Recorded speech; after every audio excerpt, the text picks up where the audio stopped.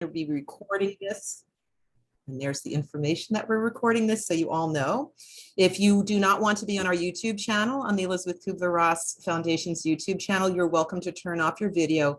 But I know Gabby and myself, we both really appreciate seeing who's here in the room and being here with you all. But I also understand that some people are just shy. So welcome to you all. This is the Elisabeth Kübler-Ross Foundation, which I will introduce in a minute. My name is Susan Barber, and I manage the community education programming for the foundation. And for those of you that may not be familiar with the foundation, just a little bit of information here. The Elisabeth Kübler-Ross Foundation is a not-for-profit organization that was inspired by the life of psychiatrist, humanitarian, and hospice pioneer, Dr. Elisabeth Kübler-Ross. It's in the spirit of embracing all of life, which includes death, that we further her mission and vision through collaborations, education, advocacy. And I also would like to say that Elisabeth believed so strongly that the medicine that was often missing in all kinds of care was unconditional love. And that is paramount to the work that she did, the way she was with patients. And I'm so happy to have Gabrielle Elise Jimenez, also known fondly to me as Gabby. She was my colleague at Mission Hospice when I was working there. She has done a remarkable job in furthering the heartfelt ability to care for people at the bedside, which is key to that kind of work that we do in hospice and that anybody who cares for those who are dying does. She has been a remarkable presence in terms of turning towards the suffering of others in an effort to relieve it. And Gabby's a hospice nurse. She's also an end-of-life doula and a conscious dying educator, which means that she offers classes to anyone who's interested in learning about how to be with death and dying, how to be with grief, forgiveness. And I'm going to ask Gabby to talk a little bit more about what she's offering later. She has a beautiful blog, The Heart of Hospice, with almost 90,000 followers now, which is so remarkable to me. She's the author of Hospice Heart. I'm sorry, I'm reading it and I actually read it wrong. So the hospiceheart.net, and I'll put that up later for people. It will be included in the resources that you'll receive when this goes up on the website as a video recording. This is Gabby's fourth book that we're talking about tonight, What Would Gabby Say? And these books are intended to teach others how to provide care to their own dying loved ones. She talks about tools that she feels are important for caregivers to learn and shares information. She's got a beautiful Facebook page, and I would recommend also that people know about that and go and visit there. So at this point, I would love to introduce Gabby. Gabby, I'm going to spotlight you here. And those words that I have just expressed to introduce Gabby doesn't begin to do her justice. So I know there's lots of fans of Gabby's here, and I'm going to turn it over to you now, Gabby. And I'm going to also mute us just so we don't just accidentally unmute while we're talking on the phone or to somebody else that might be in the home. And we'll turn you all back on because there will be Q&A. We'd encourage people that would like to ask a question. The easiest way for me to track that is if you just preface something in the chat by saying question. And the other thing that we love to know is, where are you all zooming in from? If you want to just put a little note in the chat about where you're coming in from, that would be also just beautiful. So welcome to you all. Thank you so much, Gabby. And why don't you take it from here? Hi, everyone. I am so happy that you are here, and it means so much to me that you are taking this time with me. What would Gabby say? As many of you know, I have a Facebook page. It's called the Hospice Heart. And there are 94,000 of the most beautiful, kind, and compassionate followers on that page. And they comfort me. You guys, you comfort me. You bring me joy every day just by seeing how beautifully kind you are.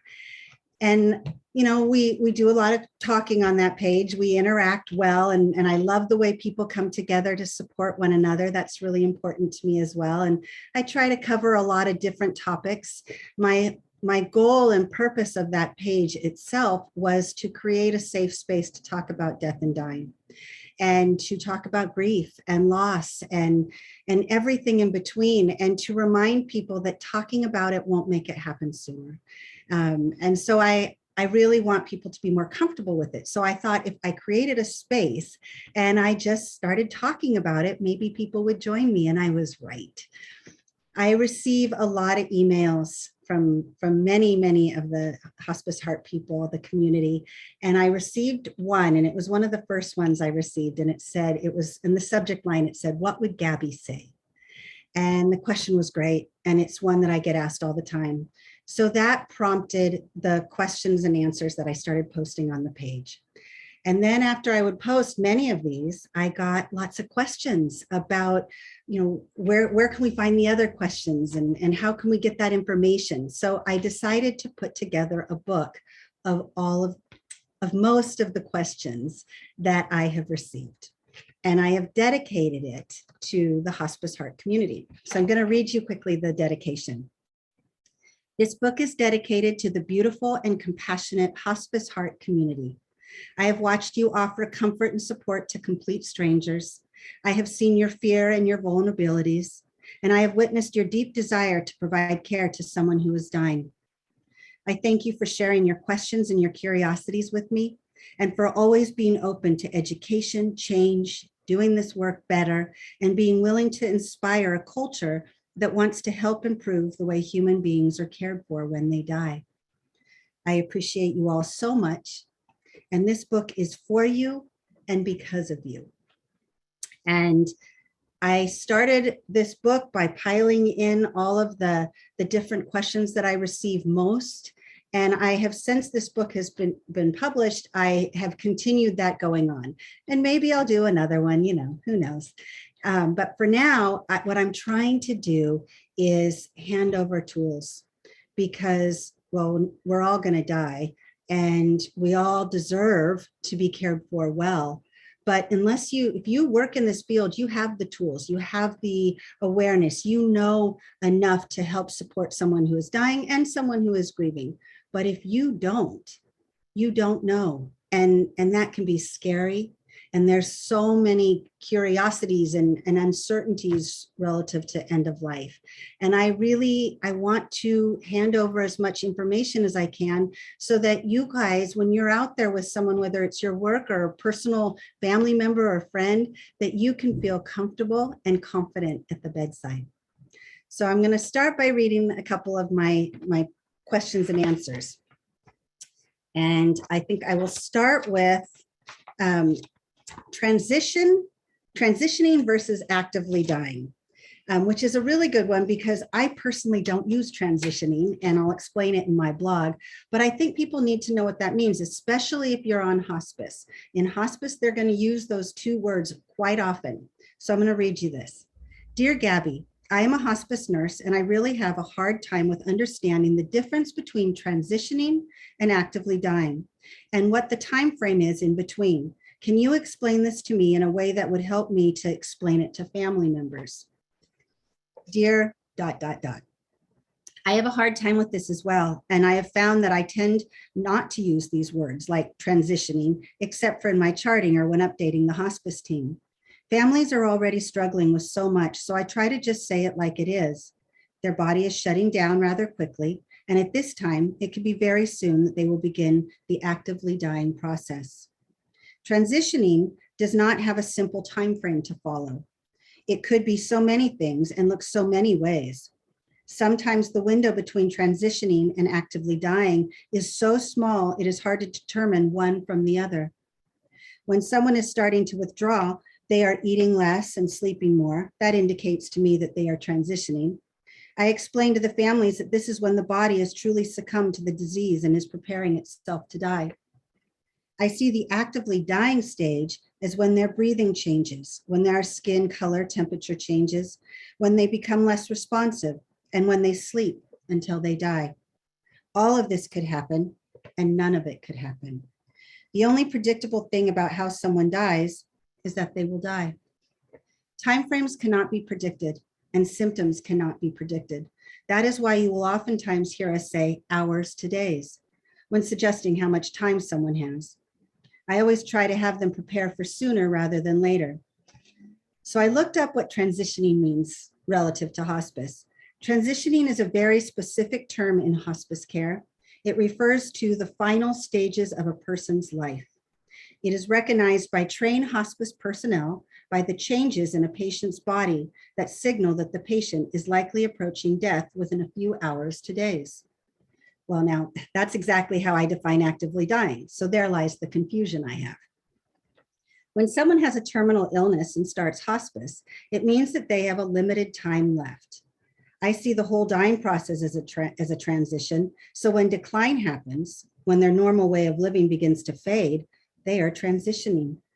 And when they start to shut down and their breath changes, they begin to let go. And to me, that is actively dying. And it could last hours to days. Please note, this is just my explanation. There are so many ways we can say things to a family member, and I always try to say the things that are most honest, most clear, and always gentle and compassionate. Calling it transitioning or actively dying does not change the outcome. What matters most to me is how prepared the family is and how comforted and supported they feel when that last breath is taken.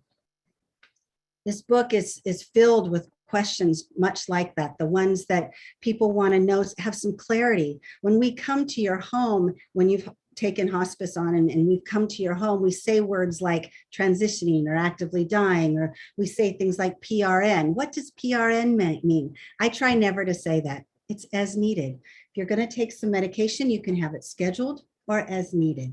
Well, I think that what we need to do when we walk into your home and care for your family members is to hand you over the tools to be able to do the work yourself with confidence, but to also understand what it means. We shouldn't talk in code because at the end of the day, we walk out the door. You need to know what those things mean. And that's what I want to do. I want to make it so that there's less fear, that there's less anxiety or uncertainty, because I have witnessed so many last breaths, well over 1,000, I think, maybe more, and it's always different. There are so many different things that happen at the end of life. It's not always going to be the same. So my other thought is, if I walk in the door and I sit with you and I tell you the things that could happen, the things that might scare you the most, and I can relieve some of that fear, then imagine the difference it would make for you as you're caring for someone you love. Now, one of those things, one of the biggest fears, I think, and for lack of a better word, perhaps misconception, is there's a phrase called the death rattle, which I just can't stand that term. I wish they would change it. But I think there's a lot of misconception about that. And I'm constantly trying to put out information. And that's one of the first things that I'll say to a family member, because I want them to take that off their plate. I don't want them to worry about that. So I got a question here about that, and I'm going to read that to you as well. I want to, in my terms, explain the death rattle, which, by the way, I think is an awful term. And I wish they would call it something else. I have come to believe that it bothers us more than them. It usually happens at the end of life because our ability to swallow is reduced and we are unable to cough or bring up secretions. We can't bring them up and we can't bring them down, so they hover. And they will sometimes make a loud vibrating sound that sounds like rattling or gurgling. Please do not rush to get a suction machine or medications like atropine. First, try to reposition them on their side. Sometimes that alone can move the secretions just enough to quiet the noise, which again bothers us more than them. Repositioning is oftentimes the remedy. If the secretions are filling their mouth, spilling out, a suction machine is useful, but I want you to imagine what it must be like for the person lying in the bed. The noise is awful, but the suctioning tool is so uncomfortable. And when you are dying, that is the last thing you want happening to you. Try and use mouth swabs to remove the secretions manually first. Please, it is so much gentler and far kinder. Medications like atropine are effective, but usually more effective when the secretions are pooling in the mouth. A suction machine is also helpful in that same way. Neither are very helpful when the secretions are down the throat and just hovering there. Therefore, I believe repositioning is the best and first thing to try. My hope in sharing some of these tips and tools is to relieve your fear and to help you be better prepared for what happens when we die. To be present for someone when they are dying means to witness the ways our bodies shut down. It can be messy. It could even be a little bit scary, but our bodies know what to do, and the things we experience are a natural part of the dying process. Sometimes I just lean in. I place my hand on their back or their chest, and I just hold it there for a moment, and I whisper, "It's okay. I'm right here. I got you. You are not alone." And that comforts them. Trust your words, trust your heart, trust your touch. It is an amazing thing what comfort these can bring. When people hear that sound, they immediately assume death is near. And the truth is that that is right. But they hear it and it elicits fear in a way that makes everything uncomfortable for everyone. Those medications like atropine, for instance, they will reduce that moisture, but they also really dry out the mouth, that's not comfortable either. So if the secretions are in the throat or down below, a suction machine is not going to help it. The drops are not going to help it. That's my opinion. If you just roll them over a little bit on their side and prop them up with pillows and just move that saliva or that phlegm just a little bit, it could completely stop them. Now, it might not always work, but what if it does? What if it does and you didn't use a suction machine and you didn't give more medications? It's all about giving someone who is dying permission to do it with peace. And all of these things are the difference between pain and peaceful. And I think that this is just my opinion, but I feel like we are losing sight of the heart-centered care in end of life. And while I do believe that there is some definite bonuses in the medical model, the medications, the terminology, all of that, of course we need that.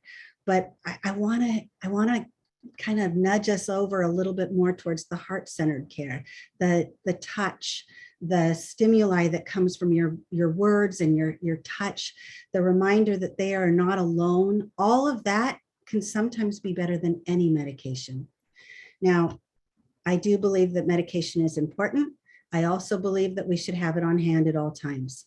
And when you sign on with hospice, you're going to get a kit.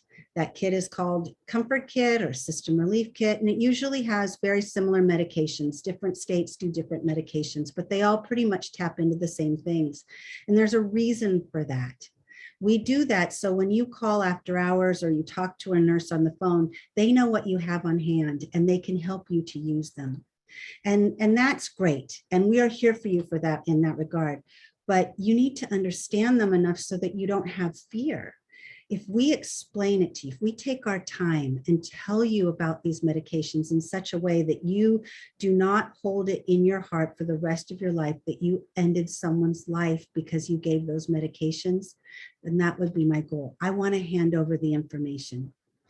Now, it's important to know that the amount that we suggest that you take is not enough to end a life. Now, in bigger doses, possibly, but not in the small doses, not in the usual dose that's needed for PRN as needed. So I want you to think of these medications as something that taps into reducing discomfort. And they work well sometimes together. So you might say, someone might suggest that you use morphine and lorazepam together. Well, I think they're really good friends. I think they work really well together. In fact, I'd almost always rather use them together for many reasons. I think that together they can collaboratively bring down more symptoms, and that's a blessing. I don't want to always start with lots of medications. I want to start with tactile. I want to start with touch and verbal reassurance that they are loved and they are cared for well and they are not alone, because that matters most to me. But the medications are needed and they are helpful and they can make a difference and they can reduce suffering. And here's something really important that you need to just remember. While those medications might not end a life, can they die after they take them? Absolutely. And here's why this is my description of why I think that's true. When you give the medications to someone who is having anxiety or restlessness or delirium that's causing them struggle or pain or shortness of breath, and you give those medications, it's almost like giving the body permission to just give in and let go. It succumbs to what it was already doing anyway. Those medications did not end their life. Their disease process did. What they were going through did. Those medications gave their body permission to let go and gave them permission to stop fighting so hard. And at the end of the day, when those last breaths are taken, even if they've been riddled with pain all up until those last few hours, I truly believe that as those last breaths are taken, there is no pain, with medication or not. And I believe that because at that point they've let go. And at that point they've taken their last breath, and they do it without pain. And I believe that. And I want you to believe that too. And I want you to know that if you've ever given medication and it was, a little bit of morphine or a little bit of Ativan, and shortly after they took their last breath, I want you to know they did that because you gave them something that allowed their body to relax and stop the fight. And that's important that you hold that inside of your heart, because we all need to know that. And giving that information and educating people and telling them what these medications do and what they're good for and what they can help resolve is so important. So we have to take the time to educate. And we have to take our time to hand over tools to people who have never done this work before, who have never sat at the bedside, who have never witnessed a last breath. And if we do that, imagine the difference we could make. So I'm just going to keep giving read a little bit more for you guys. One of my favorite topics, and by favorite, I mean I'm very passionate about, is talking about grief, which will be next. I will talk about that as well, because grief is big. Okay, some of the questions that I get asked a lot are, and this is not in the book, so you're getting a bonus one, is about refraining from feeding.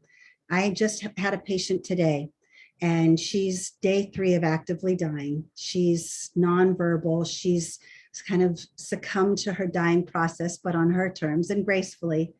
And her son asked me today, do you think she'd be okay? I mean, wouldn't she last longer or maybe become alert if we fed her or gave her water? Or is she dying because she's starving to death? And you know what? Some of us who work in this field, we go, oh gosh, here we go again. But the truth is, that's a very valid question. And if you don't work in this field, that is going to be a fear, because we equate food and water to love and care. And if you've been feeding and caring for someone for however many years, to suddenly be told that you have to stop is very difficult. So I think our responsibility as someone who works in end-of-life care needs to respect the fear that a family member or a caregiver has. And instead of telling them to just stop doing it, explain why. Explain that when someone is dying, food and water can actually cause them more discomfort. It gives the body more that they have to do, and they're already working so hard. Food and water can cause aspiration, which is choking, which you can't stop at that point, which means suffering. Food and water does not bring comfort. And a body that has had a few days without food and water is actually going to be more comfortable when it goes through its dying process. Now, if they sit up and say they want a cheeseburger, I want you to give them a cheeseburger, but only if they ask for it, only if they're alert enough to know that that's what they want and that they could actually swallow it. Otherwise, you're not doing them any good, and it's not bringing comfort.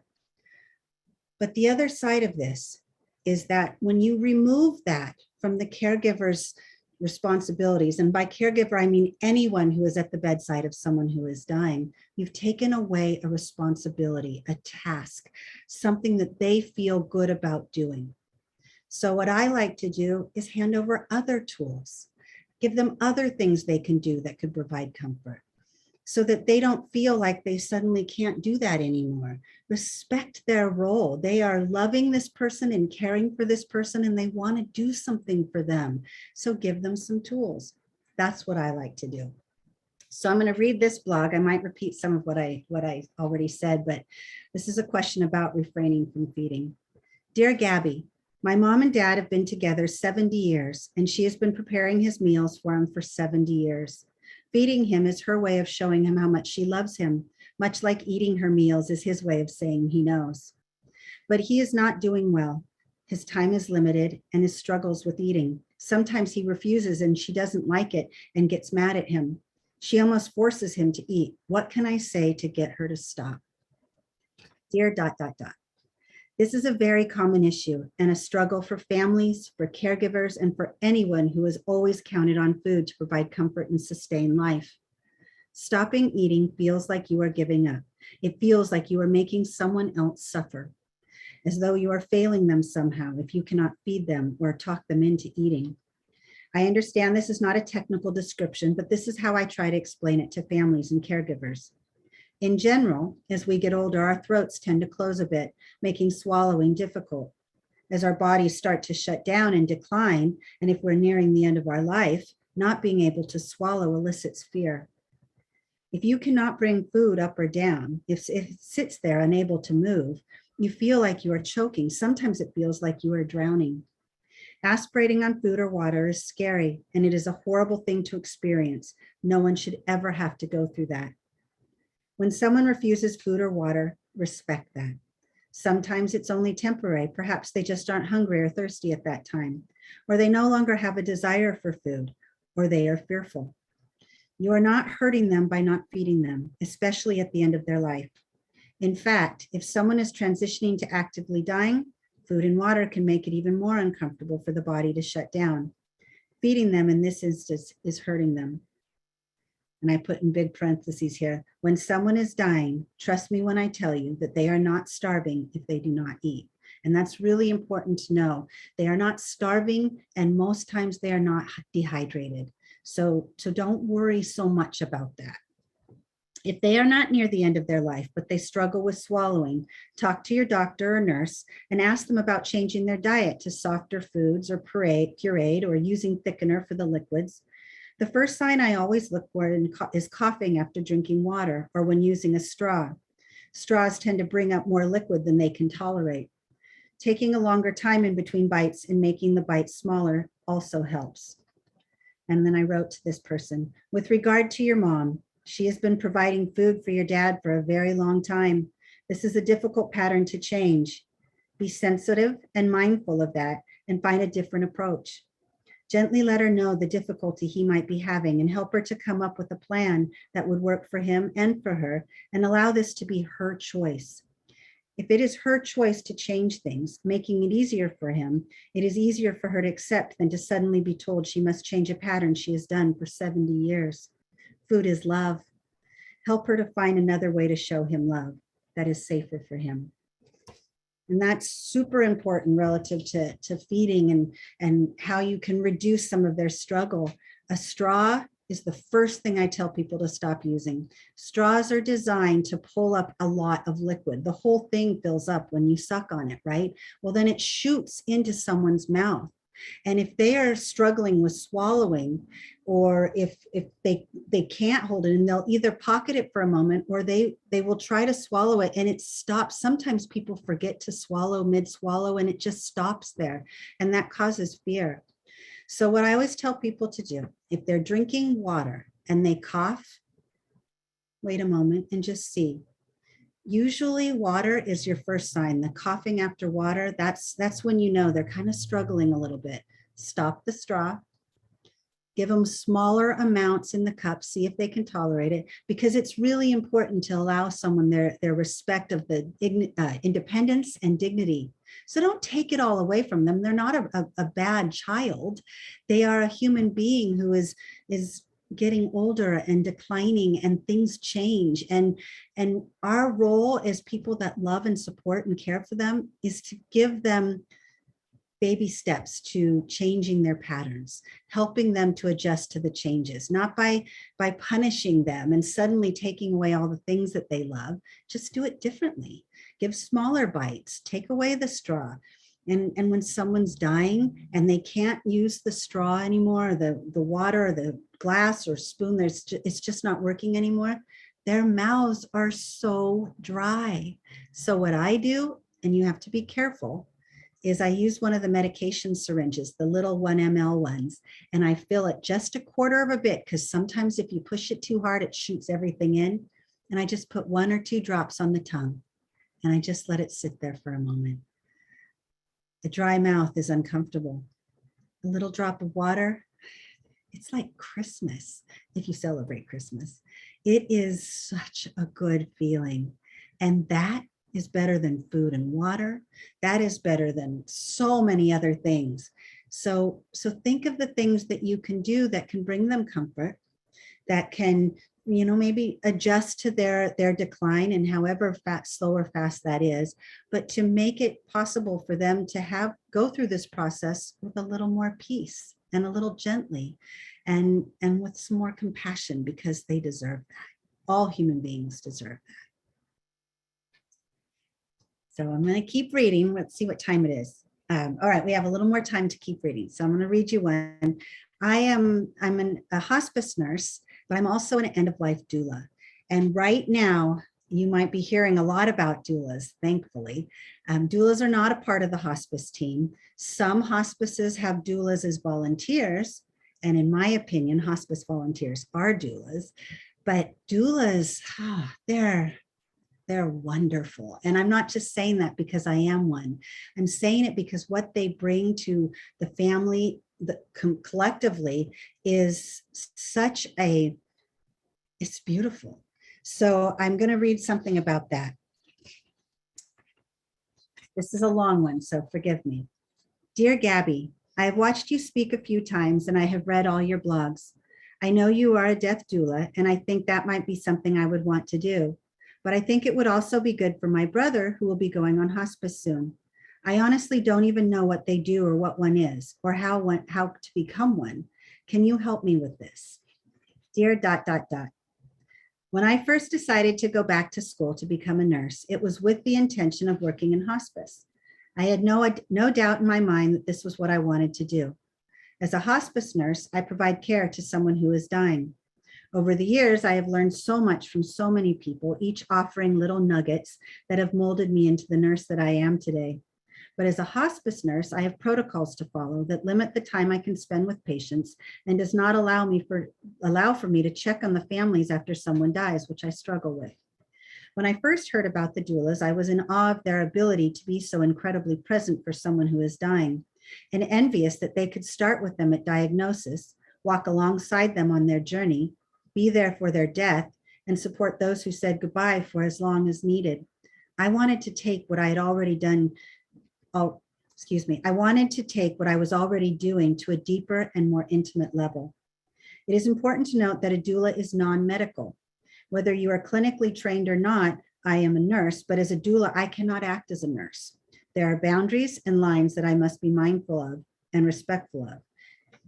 I researched many different courses and ended up receiving my certification and training through the Conscious Dying Institute, whom I would highly recommend. This training was deep and beautifully spiritual and taught me things about myself that both pleased and surprised me. It was probably the best thing I could have ever done for myself relative to this work and how I want to care for someone who is dying. What is a doula? Well, I think a doula is a companion, a guide, someone who takes your hand and lets you know that you are not alone and will offer you comfort and support as you go through the process of dying. A doula helps you to choreograph a death that honors your wishes, that is designed by you, for you. A doula understands what it means to hold space for someone else, to be fully present for another, and to show up. Most hospices do not have a doula on their team, as this would not be covered under the hospice benefit. I have heard that some hospices do have doulas, but I think they either pay them out of pocket or they are volunteers. I think that a doula would be a benefit to the patient, the family, and the hospice team. I also think they would help to fill gaps which happen due to staffing shortages, high patient loads, and time constraints. For now, I bring what I have learned as a doula into my work as a hospice nurse, and I think that it has made me a better nurse. As a doula, you can create your own package of what you are able to offer and what you want to charge. Some provide comfort and support, some provide education, some provide end-of-life planning and help with advanced directives and filling out legal paperwork. Some provide it all.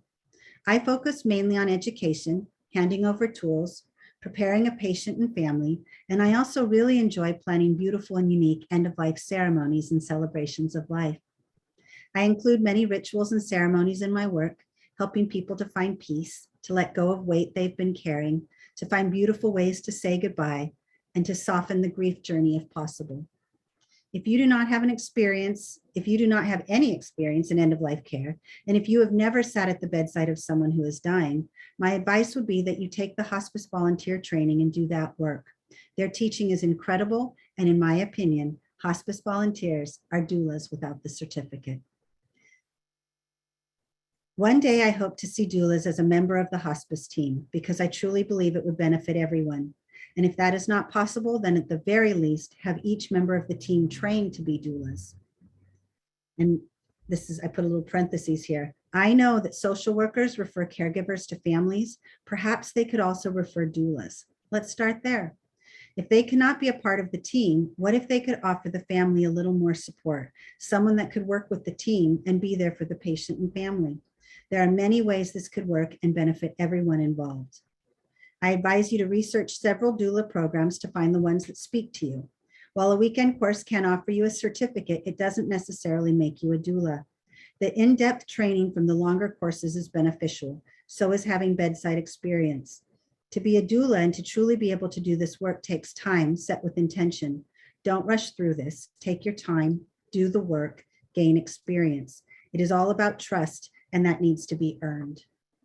You do not have to have any clinical experience to be a doula. Does it help? Sure. In many ways, it actually makes things more confusing because as a doula, when I'm with one of my clients, I have to remember not to give medical advice and not to act as a nurse. When I'm with a family as a doula, I just offer them support and education and just kind of that gentle reminder that they're not alone and to just guide them. And one of the things that I love most of all about having the doula training is learning the different ways to help family members celebrate the person who's dying or has died. And so I create a lot of rituals. If you've ever taken my classes, you know I hold 2 ritual classes. One is regarding grief and one is regarding forgiveness. And I love being able to help people set rituals that can make them find peace within or find a way to practice better self-care, which we all need to do better of, but also to let go of stuff, right? We all carry so much stuff. How do we let that go? Now, forgiveness is something we need to learn how to do better, I think, because it adds to our list of regrets, holding on to things that have happened long ago. But relative to grief, there are ways to really comfort someone and to help them to work through their struggle of whatever it is they're going through, especially with grief. Grief is one of my biggest topics because I think people don't understand the depth that people feel when they are grieving. And I want to start first by saying grief does not follow a time clock. Grief doesn't know whether it's Saturday or Tuesday or the Super Bowl or 2 a.m. or 6 p.m. It just doesn't know. And so it's going to come anytime. It's going to show up and it's just going to knock you off your feet, but it doesn't go away. So you don't get to tell someone that it's time to let it go or to move on, or shouldn't you get over that? None of those are kind. What you need to understand is that when someone's grieving, it's forever. And as long as that person has loved the person who has died, they're going to carry that grief with them. It's random. It's unpredictable. It's a little bit bipolar. It comes and goes without any warning. It's heavy. It's painful, physically and emotionally. And the best thing we can do for someone who is grieving is to reach out to them. You don't have to have long conversations. You don't have to get all up in their stuff. You can simply send them a text message that says, hey, I'm thinking about you today. And one of the things that I do, which I think is really important, is that on my phone, I add the date that someone has died, that someone that I cared for closely, or someone that I love that has died, or someone that has died from someone that I love. My friends or my family members who have lost someone that matters to them. And I write that date on my calendar with a reminder to let me know every year, so that every year on that anniversary, I can check in with them. I can say, How you doing? Today's a tough day. I know you're thinking about them. Do you want to go for a walk? Do you want to have a glass of wine? Do you want to be alone? You tell me. I'm here for you. That day is the beginning. Like that first year, they say it's the worst, but I'll tell you what, my sister died almost 8 years ago, and I think it gets worse with time. And grief just does its own thing. I wrote a blog, I don't know if you read it, on my Hospice Heart about the grief bubble. I made that up, but the grief bubble has become this place that I actually like to go. I keep my grief on a shelf, right? It's a shelf that's within reach. I can get to it whenever I want, but I found that I need to put it away for a little bit.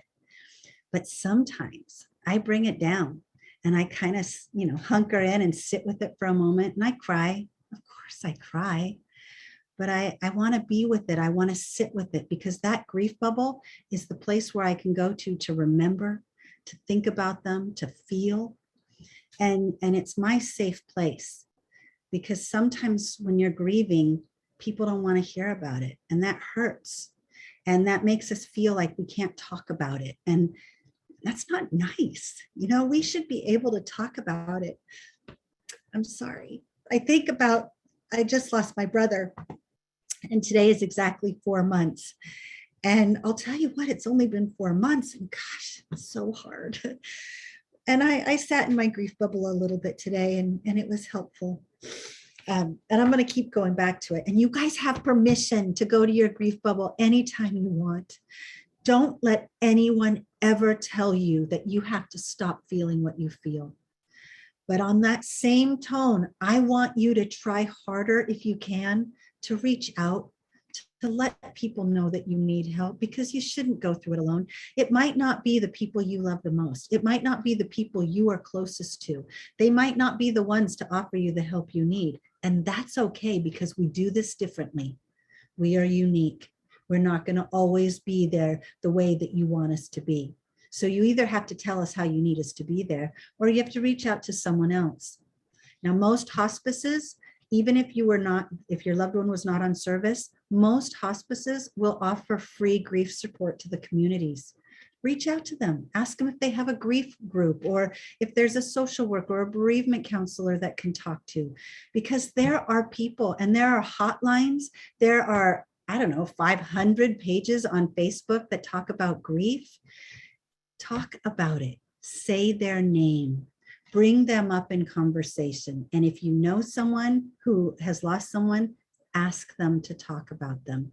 Never tell someone to stop saying their name. I wrote a poem. I'm probably going to cry. And this is about my brother. And this might explain to you about my shelf. It's called Sadness is Woven Deep Inside of Me. I woke up early this morning with the reminder that you are no longer here. I felt this sudden sense of sadness, and my eyes filled up with tears. The sobs are much quieter now, as though I am keeping them to myself. It's like the ache I feel when I think of you is stored safely on a shelf. I can reach for it when I need to, or pretend it isn't there, but sometimes it sneaks up on me, a reminder that my sadness is everywhere.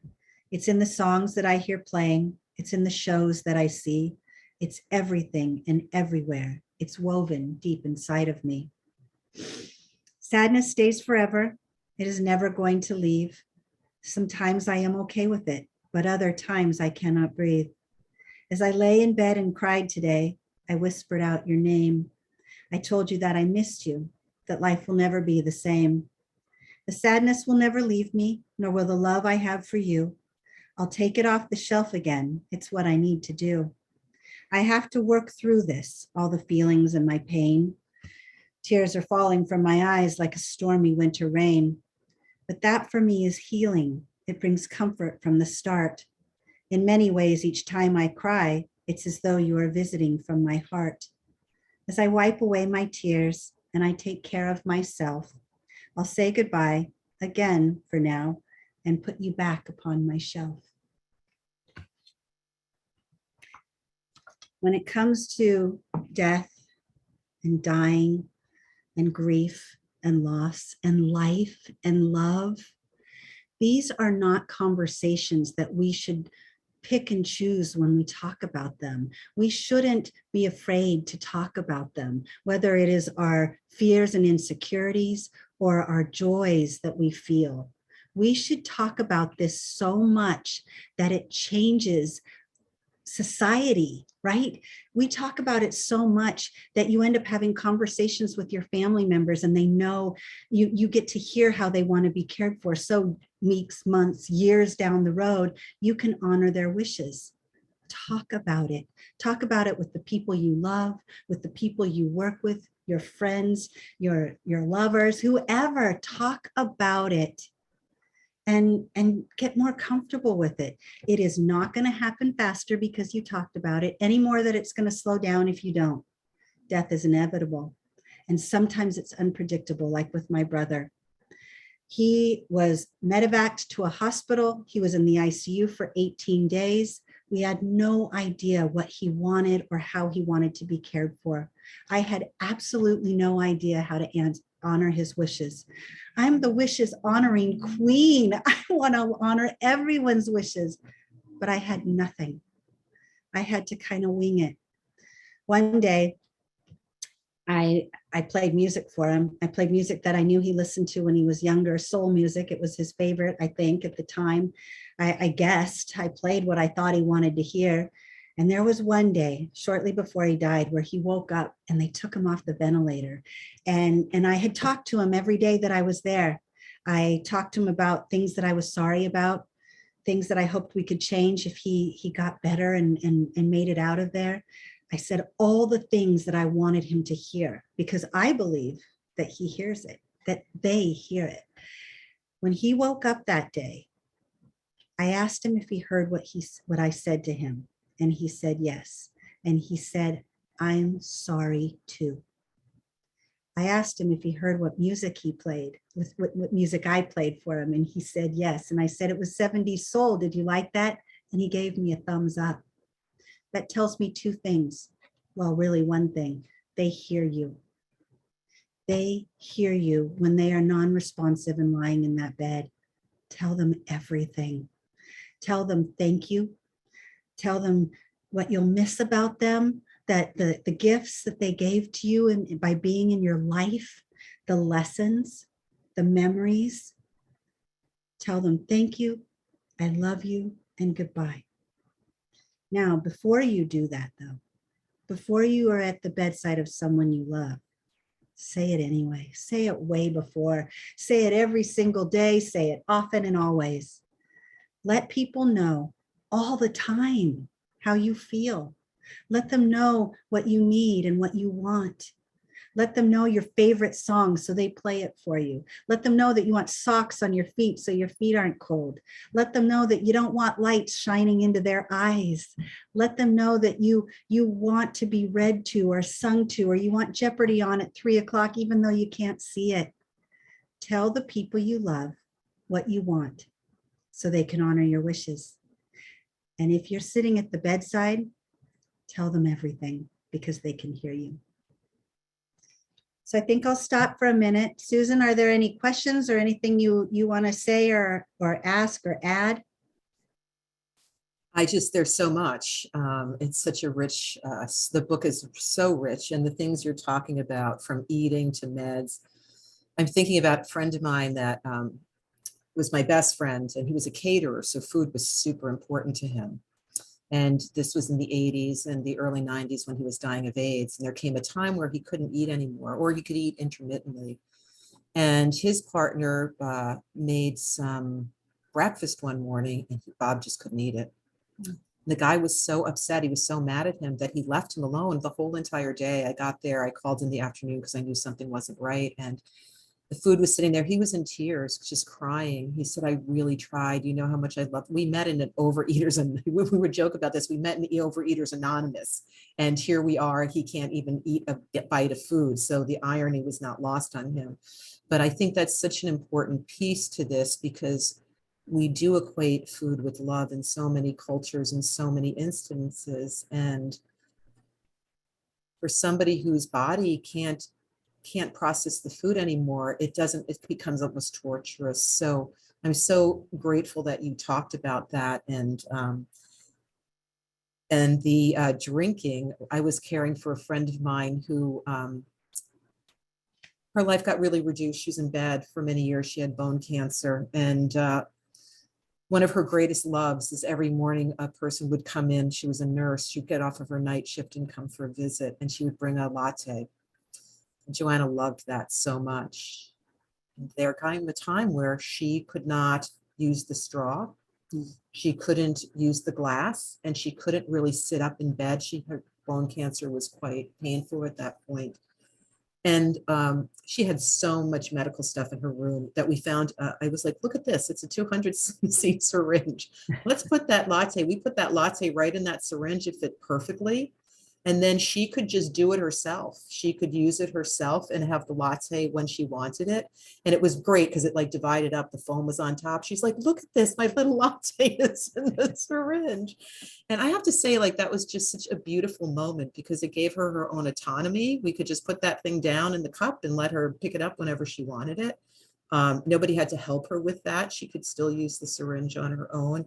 And it was just really like thinking outside of the boxes that we are in sometimes and seeing what is possible, because we can see so easily what's not possible. But there are so many times where there is something possible. You know, and you're talking about the meds. As I called him, my brother from another mother, he also was dying of AIDS, was in a hospital that was it was really bad. They had no idea what to do with it. It was a Cuban American hospital in Miami. So between the layering on of Catholic sort of guilt to him and just really not knowing what to do for him, he was in a really bad way. And we finally got a doctor. There was a hospice, as it turned out, on the top floor of the hospital that wasn't part of the hospital, but they had rented its space. And one of those nurses came down and assessed him and said, we can move him up the next day, but for right now, let's just give him some morphine. And this was one of the first times, this was in the early 90s. And this is the first time I saw this. He was like knocked out. And I called his partner and I said, hey, I think you know, just a heads up, it's 3 a.m. I know you've just gotten home. I know you're probably just resting, but it looks like he could die. And I said, I'm going to sit by the bed. And then I just fell asleep. And probably, I don't know, 4 or 5 hours later, 7 a.m, they brought a bed in. So I was in my little bed. Vernon wakes up. He like sits on the side of the bed and he's stretching. I had this huge yawn and I'm like, what the hell is going on? He's like, that was the best sleep I've had in about 6 months. Oh, what happened last night? And I said, well, you know, they gave you this morphine. And he's like, that's great, because he said I was having a dream where I could like sort of, he thought he could go, probably he could have died. But he was like, but then I thought there's some other things I still need to do. So he just like came back and he looked like a different person. The amount that letting his body rest that deeply and because of the pain meds made all the difference in the world. And just as often, you know, there's patients where you get them the right medication and then they can die. Their body can finally be released. And for families where that's not well explained and they feel guilty, like, oh, I gave my mom morphine and then she died. No, your mom had cancer for 10 years and you made her comfortable so her body could let go. It's such a gift that people understand that. And so I just really, really appreciate what you're talking about and just the way that you were talking about these things. I'm going to ask if anybody, I'm going to look, there are some things that people are saying up in the chat. And I also just want to say that if people have questions, I've turned back on the ability for you to like raise your hand by using the reactions down at the bottom. If you raise your hand like this, there's too many of you. I can only see 6 of you at a time. So use the reactions and that will let me know that you want to ask a question, and then we'll go through these questions. But people are recommending your books. They're telling me they are thank wonderful. you. Wonderful, wonderful. Yes, this is what Gabby says. Just the beautiful messages you're giving us, such precious information, valuable gems that will help me so much with my palliative cancer patients. Doula training and how beneficial that is, even if somebody isn't practicing as a doula, but is a hospice volunteer. I agree 100%, Gabby, that I was a hospice volunteer coordinator for about 23 years. And during that time, I just watched the sort of things that volunteers could do when I started. One person is here right now, who was one of the hospice volunteers back in 1997, Astrid. They could go to people's homes for 4 hours was kind of the minimum and stay forever. Like they could stay for as long as the patient needed it. And certainly, of course, within what they were able to offer. So we would never recommend they were there for longer than they could possibly be there. But, in a lot of places now, it's like 2 hours. And the family, if you're trying to sleep or go out and do chores, it's just not enough. And so I'm so grateful now that there's doulas who can help with these things. And Sherry Phoenix, oh my goodness, family. Sherry is one of our volunteers when I was working at Mission Hospice. She does know Gabby here. Sherry, do you want to go ahead and ask your question? Yeah. And I'll keep going through the chat then. Hi, Susan. Nice to Hi, see Sherry. you. It's always great to see you. Okay, I've been so anxious I'm glad this happened tonight. Thank you, Gabby, and thank you, Susan, because I really wanted to ask you this, Gabby. So I have a 97-year-old male patient, and I was actually his wife's volunteer till she passed. And now he's with Mission now. The problem or the challenge I'm having with him is he doesn't like to talk. We just sit in silence because he's not engaged with the world like whatsoever. And he really wants to go. I mean, he really wants to go. But in fact, he told me that because he asked me, like, when a nurse was visiting one day, he was talking to her about the, what do we call it? The ELOA. The OLOA. Yeah. So he was talking to her about that, and he asked me if I'd heard of it. And I said, yes, but I know it's up to them to ask me questions. I didn't want to say, are you interested in it or whatever. And he hasn't brought it up again. And the thing is, he's like, when I go and sit with him an hour a week and I ask him how he's doing, his answers are terrible, lousy. Like the other day he said, what a lousy life this is. And he's just very, and it just, and I wrote a report, and actually our beloved Constance used a word that I really liked, is like, that he's lingering. And I said I really like that. That's kind of really what it is. It's like, I'm going to ask Gabby about that, because I just feel so helpless. I mean, I'm happy like to sit with him and that, but I just feel so bad. And he doesn't have dementia. He just doesn't remember a lot because he's so old. It's like, I'll ask him if he heard from his daughter that week. And he goes, probably, and he doesn't want to talk about anything. Nothing. And it's really, really challenging. And I just wish I could do more, but apparently I always ask him if he wants me to come back again, and he does. So it's just a challenge. So what is your question? What can I do to? Well, I'll tell you what, Shay, here's the best thing you can do. First of all, he's 97. He's going to have his own way of doing things. I want you to trust in your presence alone. You're there, and that might just be enough for him.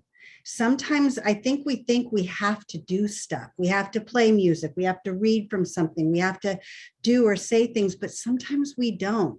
Let him be the leader. Let him sort of lead you. If he just wants to sit there and be quiet, then just sit there and be quiet. You can maybe take a picture of something that day and ask him if he wants to see it, on your phone, but really just let him look at his own pictures. So you know what? You may not do anything at all, and that's okay. Yep. Just be present, because that's a gift. That's one of the gifts about being a hospice volunteer and an end-of-life doula, is that being present is what you're doing. Just show up. Yeah. Well, nice to see your face. The other thing too, I just wanted to share too, is as far as the lingering is, he doesn't like eating. He just wants to sleep all the time. I I interrupt his sleep when I'm there. He's always glad when I leave so he can get back to sleep. So it's just, he's really, and again, I know that it is his journey. It's just my wish. I wish he wanted to talk more about what's going on for him, but It's not going to work out that way. We have to, there's this saying, and it's one of my favorites. It's meet them where they are, not where we want them to be. yeah, I like that. Thank you. Nice Can to I meet just you, say, Sherry. also, Sherry, you know, one thing that might be useful is in those kind of situations, at least when I was experiencing that, I was also a hospice volunteer when I was a hospice volunteer coordinator. I would notice my own feelings of helplessness. Yeah. Just sitting there feeling helpless, like I can't do anything to change that situation. So just to be aware of that, because then of course, what I want is the other person to change so I feel more comfortable. But really what would be most useful for me is just to be aware, this is what it feels like. This is how it is in my body when I feel helpless. And actually my job right here, this is really about him. So you want to go to sleep. What could I do to make sleep easier? Could I sit outside so that you can sleep and I'm here? And this is a story I would hear often from volunteers. They would feel useless, like I could be doing so much more, but that's not what the person wants or needs. And so we had this one person who the volunteer was going for like a year and a half. She's like, and I said to her, you know, just try this. It may not make any difference to that person you're sitting with. It may be helpful for you. When you're sitting there and you're noticing this, just drop from your head, which is where all this is happening, into your heart. Just send them loving kindness. Send them loving kindness. That woman had been like in a sort of coma state with dementia for such a long time. And that day I said, also tell them when you're leaving, goodbye, Mary, I'm going to leave now. Hopefully, you know, I'd like, you know, maybe see you next week. I don't know. And when she did that and dropped, because she's a scientist, she's like, this is really hard. I was like, it's really hard for everybody to drop out of your head into your heart. We don't usually mostly live there. That woman opened her eyes as she was going out the door and she said, thank you so much. And then just never spoke again. And the volunteer called me from like out in the hallway crying. She's like, I can't, you know, that does not happen all the time. But like switching the focus, like where am I relating to this person from? You know, are they feeling anxious because I feel anxious sitting here? You know, just you have all those tools. And I think just drop Trust it. who you are and that your presence is enough. You're think in my stillness. I think too that that's probably the only control he has, is having you sit there and then he can dismiss you or not. So you're in essence giving him. Who is speaking? control. Sorry, who's speaking? Mary Jo, sorry. Okay, yes. So that's, you know, that's another way of looking at it too, that you really are doing something because has no control over anything. So this might be that you're giving him that gift. Thank you. Thank you. Karen Latina. Okay, Sherry, thanks so much for sharing that. I feel like I won the lottery. I get to speak to Gabby and Susan. Lucky me. Hi, Karen. Like old home week for us. It is. It's great. So I have 3 nephews. They're my brother's sons, and they lost both of their parents at a pretty young age and very unexpectedly. And it was just the anniversary of their mother's passing. And they were raised with no religion, no traditions, you know, nothing like that. Do you have any suggestions for rituals that might be helpful for dealing with their grief? Yes, you know I love rituals. I know you do. And I'm not a ritual person either. So I would love to hear some suggestions. I do a lot of mandala rituals. Some are 7 days, some are one, it just depends on how much time they have. What you could do, I'm going to kind of make this up on the fly here, is have them together go out for a really good walk in the forest, by the ocean, somewhere where they can find things like wood and rocks and shells and flowers and leaves, and have them collect all these things, right? I always say 27 things. And while they're doing it, talk about them. Talk about the person who has died. Talk about your favorite things about them, what you miss about them, maybe personal qualities that the three of them see within themselves of that person. And then come back. And I actually prefer that people do it in nature so that other people can come and see it. But it might be, they might want to take it home and sit down with those 27 things and make a mandala, with the last piece being the center piece that they put together, and they send sort of a message to that person. Just we miss you, we love you, you're not forgotten. And it's sort of it signifies the memory of them. It brings them together so they can do it together, and it leaves with something beautiful, and they can take a picture of it so they have it always, but it's something they did together. Thank you. I don't know if just tell them not to steal anything from people's yards or pick fresh flowers. I always have to throw that out there. Okay. Nice to see you, Karen. Hi, Karen. You It's too. great to see you. Good to too. see you, Susan. Gabby, when you were talking about grief, one of the gentlemen here wrote in the chat something that I think is very true, that most males elect to go through grief alone. And a number of people responded to that. But I'm curious, I had written something and I erased it because this is true of many men. But I also know, like my parents, people of like my parents' generation were raised very much to be self-sufficient, to pull themselves up by their bootstraps, to be stoic. They went through the Depression, they went through World War II, they went through some pretty rough stuff. And I noticed from my mom, she didn't tell us was 58 when she told me that she had a sister who committed suicide when my mother was 6 and her sister was 25, and it was her best friend in the world. I was shocked when I asked her, because she was sobbing and she said, "This is ridiculous. That was 80 years ago. And look, I'm crying like it was yesterday." I said, "Who did you tell this to, Mom? Who have you talked to about this?" And she said, "I told your father on the day we married and we promised we'd never speak about it again." It was in 1957. So I think it's really, this is not, almost not a choice. This is how people are sort of trained, and particularly with our sort of masculine sort of way that boys are trained about, not crying and keeping it together. So I'm wondering, in terms of people you've worked with or have done some grief work with, or the grief rituals, if you have anything you want to say about that. So actually, that was really good. Whoever asked that question or brought that up, you are so right. Yes. Men definitely deal with their grief less emotionally than we do.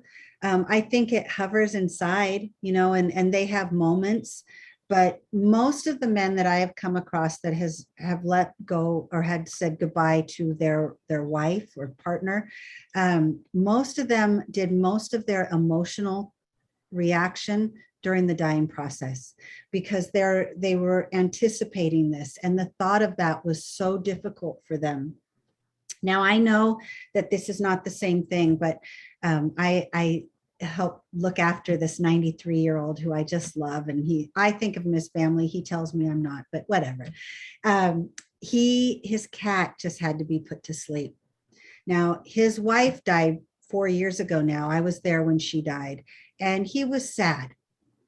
And when we talk about her, because he brings her up all the time, we celebrate her birthday, we talk about their anniversary. He brings her up all the time, says her name all the time. There is very rarely an emotional reaction. When we took his cat into the vet, I sat with him and he sobbed. And the tears just filled his eyes. And he, I took him home after, and he said the house is so empty without her. And, each night I have him call me at 9 a.m. and 5 p.m. And each phone call, he says to me, "The house is so lonely last night without Kitty." And I think that part of me wonders if maybe he's letting some of his emotion from his wife die come out of this, but that cat was his companion. It was his best friend. We all know, right? Everyone here, when you lose a pet, that's deep grief. And so I wondered as I was watching him, I'd never seen him have such tears before. And I can't help but wonder if maybe he was letting some other grief out, or maybe that's just the way that he does it. I have another friend too, who I saw cry less when his family member died, but sobs hysterically if we watch a movie about any animal that might be dying, or when his own pets have died. So I think that we all deal with it differently. Most men are less emotional and tend to hold it in. But what I have witnessed, and I'm repeating myself, I know, is that most of the emotions that I witness are at the bedside. Gabby, one thing too that I have noticed with deaths in my family, the way that my brothers might respond is sort of active. Like they'll build something, they'll put something together, they'll make something, they'll go in the garage or the basement and like hammer stuff together. Or one of my brothers built from a tree branch at my parents' yard, they built little boxes for each of us to have of my father's ashes when he died. And that was, at the time, I didn't understand that was his grieving process, like really putting something out there, doing something, not, just sobbing. And your story about the man and his cat, we had a hospice volunteer. She was a nurse who became a volunteer. So your story about moving from the as a doula, being very aware that you can't do nursing. That's also true for so many people who become hospice volunteers if they've been a doctor or a nurse, or they still are a nurse, and then that's not the role at the bedside. But this woman I had worked with for many years, she was as stoic as they come. As a child, she'd been in a concentration camp. She kept her emotions so close to the vest. And we talked about death quite a lot as a hospice nurse. She talked about death every day. In the volunteer training, one of the questions I would ask is we would talk about death. Like, what was your first, what was this, did you have a significant death? And she talked about her husband's death like she was reading a box of ingredients and cornflakes. It's not that she didn't have a deep and loving relationship.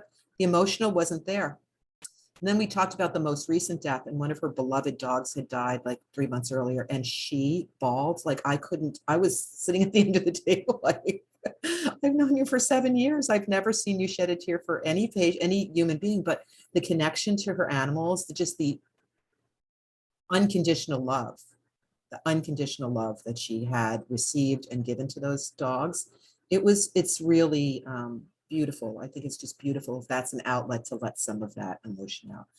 Gabby, there's also lots of comments about thanking you for sharing your story of your brother's journey and your journey with him, how meaningful that was, and about the grief bubble. Beautiful, beautiful, beautiful, how helpful that is. And then let me see, we've got some more.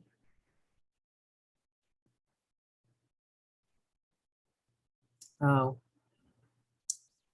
Somebody, a nod to Elisabeth on death and dying. I read that when I was in PT school and presented a lecture to my classes, my senior project in 1978. I want to share with you that I was 11 years old when that came out in 1970, and I was volunteering at my local public library. When I opened the box of books to put out on the shelf that particular day, I stole that book and read it under the covers with a flashlight because my parents would have banished me from the house reading a book on death at 11.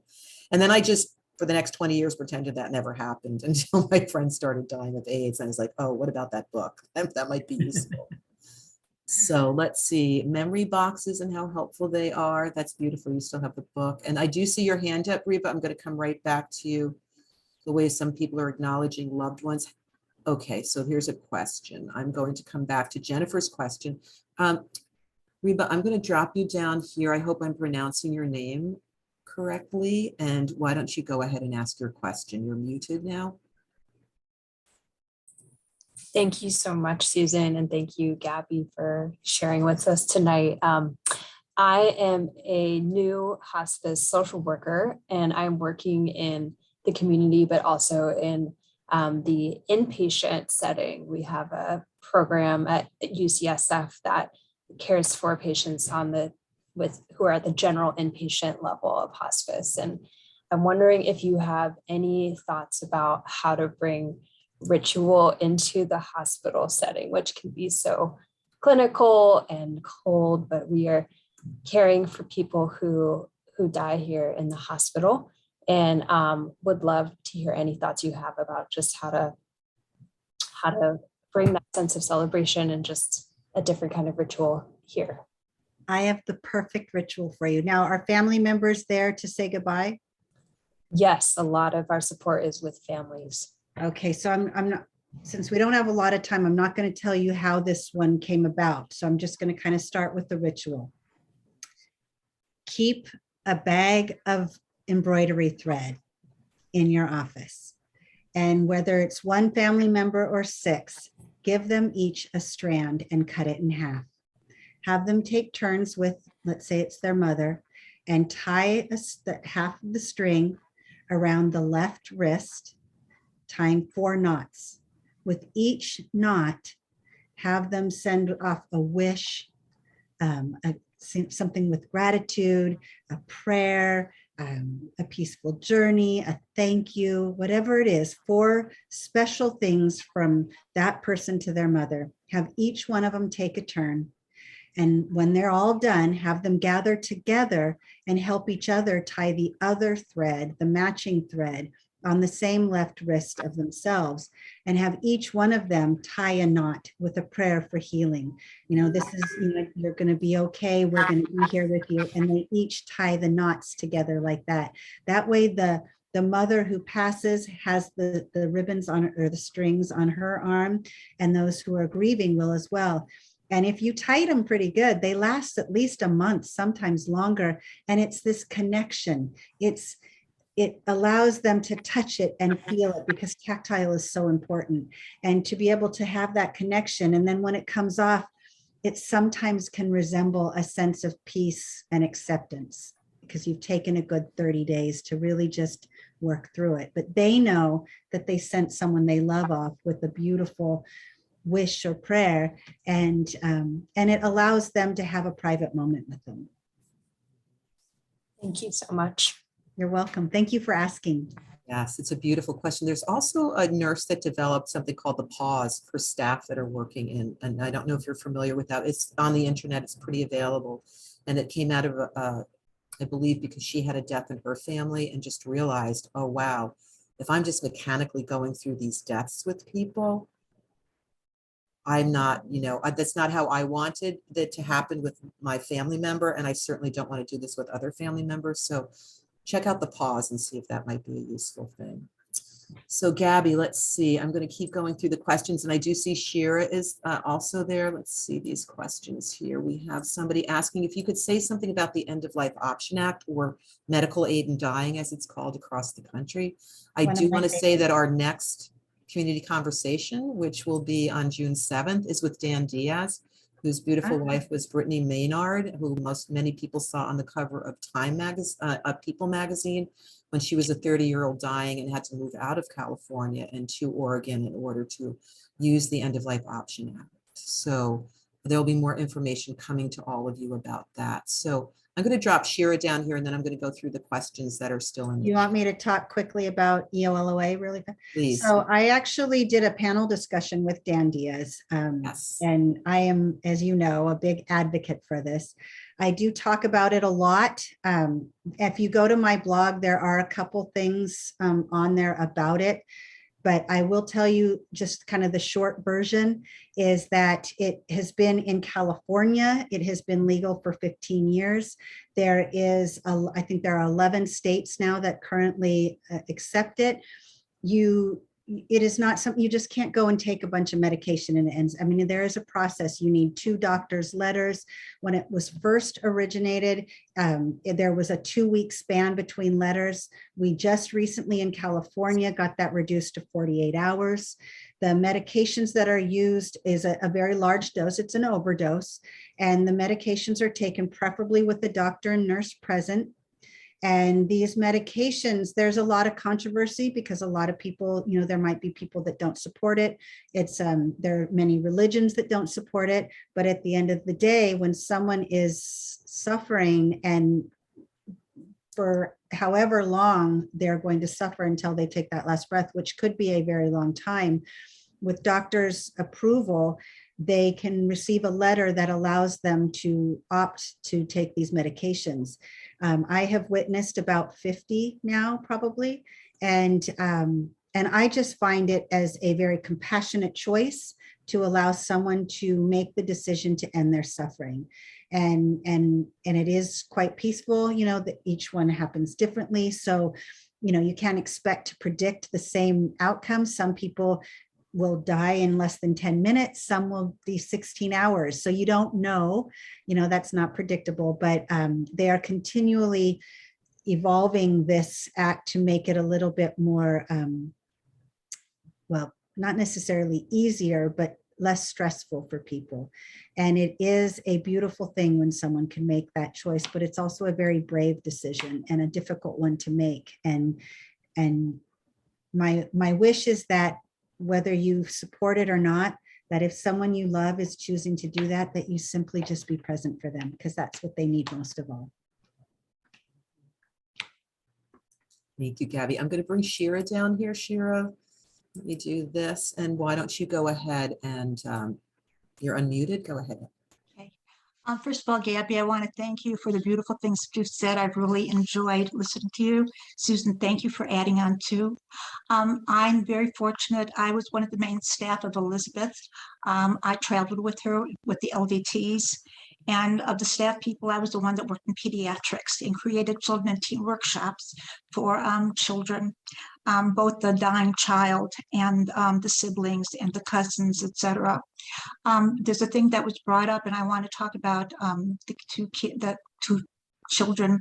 What I believe to do, and I suggest to the families, is when there's a death in the family, whether it's a child that dies or a mother or father that dies, come the holidays, take a balloon and get put air in it, and put a chair and tie the string on the where you hold your hands, or someplace on the chair, and have your mom or dad or sister or brother sitting at the table with you.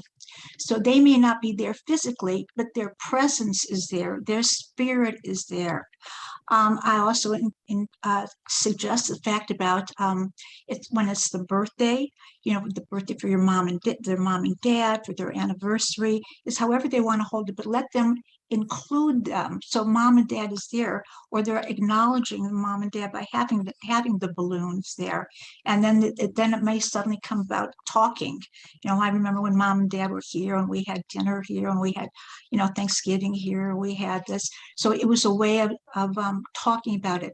I know some of the families saying, oh, that's so morbid that they're bringing that up again. But actually, it's really a good thing for them to have memories and share the memories that they remember with their sister and brother, with their mother and their father. So I wanted to make a comment about that. I've also believed, what I've done is that when a sibling or a parent has died, I suggested that the ones that are still alive, let there be a bell in the living room. And when one of the children feel upset, or let them ring the bell, and let a father or a sister or somebody come down and talk with them. So this way they're not carrying around feelings. It's that bell that goes over that mom, dad, I really miss, you know, Sonia that died. I'm really feeling sad about it. So they have a bell. And so somebody that's around is able to talk with them too. So that's very, very helpful for them to get it out of their system. There's something that was mentioned about hearing, and I do want to reiterate, like you said, Gabby, the last sense to go is the hearing, and whether the patient is in a coma or not, they hear everything.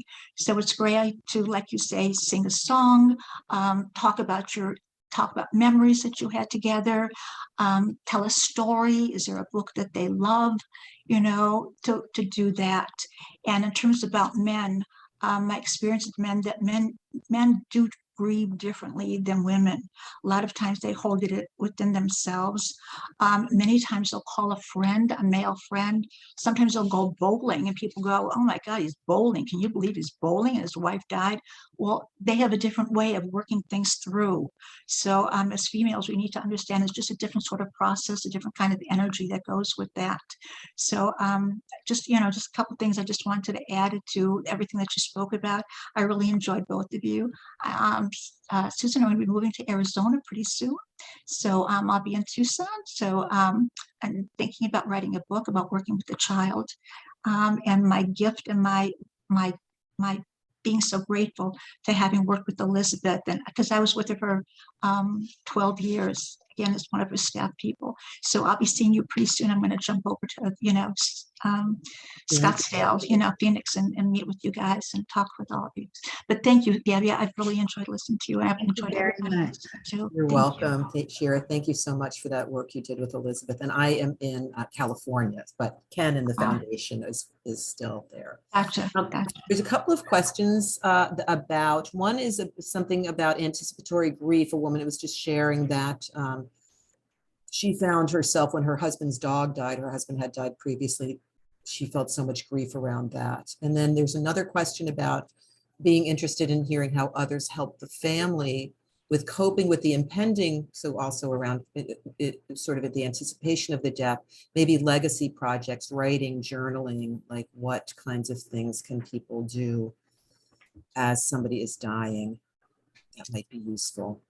Well, anticipatory grief is a real thing. And I think people maybe don't know enough about it, because I notice when I'll talk to a family member and someone will be just sobbing and their loved one hasn't passed yet, I'll explain that, you're experiencing what it means is you're anticipating the end, right? You're anticipating so much so that you're already having a physical and emotional reaction to that. And so leading up to that, you're anticipating, which is anticipatory grief. And it is a very real thing and should be addressed and should be talked about. And you should be able to find someone to reach out and talk to about it, because it can sometimes be more painful than grief after. And then somebody is just asking, I just answered this. I remember when my mother, we couldn't find her hearing aids for a number of days during her death process. I think those were the most peaceful days for her. But somebody asked, what about working with somebody who's hearing impaired that has hearing aids? Would we leave them in? If somebody's working with is hard of hearing, should we leave in their hearing aids if they have them? And my sense is to ask them, and if they want them in, yes. And if they may just be like, yeah, no, I'm going to take them out.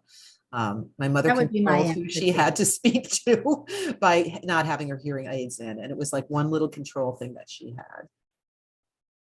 I would agree with that too. This is the last question. I'm looking at the time. And so this is from a graduate student in clinical mental health counseling. Thank you for doing that work. Recommendations about the best ways or sources to specialize as a grief counselor. To recommend that? My recommendation would be find a local hospice, because this is what happens at Mission Hospice. If you can do your internship in a local hospice, please do that, because not only do local hospice bereavement programs really need support, they're often the least staffed and least funded of the hospice groups. And you can get remarkable clinical experience there with individual people, small groups. We've had interns that have set up grief support book clubs, all sorts of things. You can get really creative. So anything else, Gabby, that you would like to say about how to find,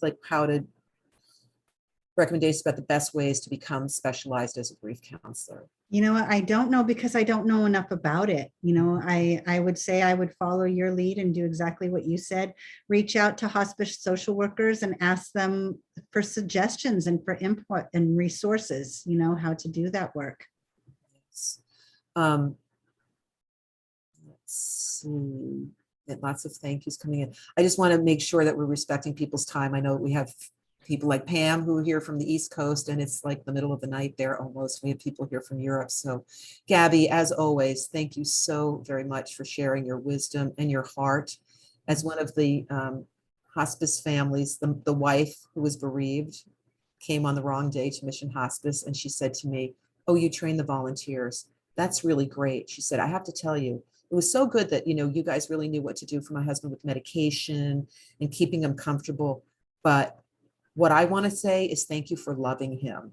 Thank you for really loving your patients, Gabby, and letting people understand that this is okay. That, some people are really trained about compartmentalizing our feelings and not, our